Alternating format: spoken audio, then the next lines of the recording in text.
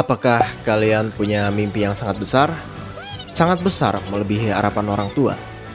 Mimpi jadi pejabat negara, pengusaha sukses, atau bahkan seseorang yang punya pengaruh besar di dunia ini. Tapi, apa kalian juga punya mimpi untuk anak dan cucu kalian nanti? Untuk turunan mereka, anak, cucu, cicit, hingga generasi mendatang?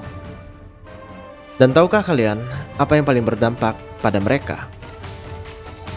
Ya, jawabannya adalah lingkungan tempat tinggal kita.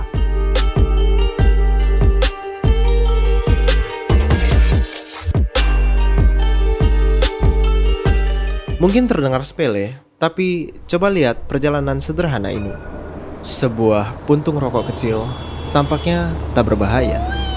Puntung itu dibuang sembarangan ke jalan, lalu tertiup angin, lalu terjun ke sungai yang membuatnya memulai perjalanan panjang ke laut. Sesampainya di laut, ia terombang-ambing tanpa arah, hingga akhirnya ia menghilang. Dan ternyata puntung itu kini sudah berada di dalam perut ikan. Ikan itu dipancing nelayan, lalu kemudian dijual di pasar, dan sampai akhirnya sampai di meja makan kita, dimakan oleh keluarga kita dari anak hingga cucu. Masih terdengar sepele? Ikan yang kita harapkan membawa nutrisi justru penuh racun.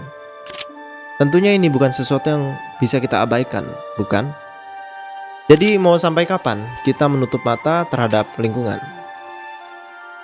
Oh ya, omong-omong soal sungai, ada sebuah kasus menarik, yaitu kasus pembangunan yang dilakukan oleh Nicaragua di Sungai San Juan yang berbatasan langsung dengan Costa Rica, yang pada prosesnya itu sampai melibatkan Mahkamah Internasional atau ICJ.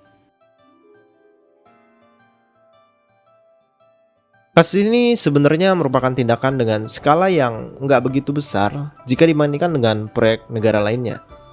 Karena Nicaragua ini pada dasarnya hanya membangun kanal di sebuah area terpencil dan pelosok. Nicaragua membangun kanal kecil sepanjang 1,5 km untuk mengalihkan aliran sungai San Juan. Pembangunannya juga dilakukan di wilayah Isla Portillos.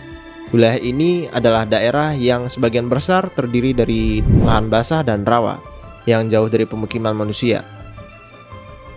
Area ini tentunya kurang berkembang secara ekonomi dan aktivitas manusia di sana juga terbatas pada navigasi sungai.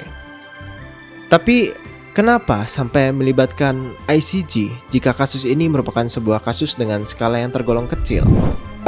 Pembangunan yang tidak seberapa dan dibangun juga di wilayah yang tergolong terpelosok. Nah, kalau kalian penasaran, tunggu penjelasan di konten selanjutnya ya.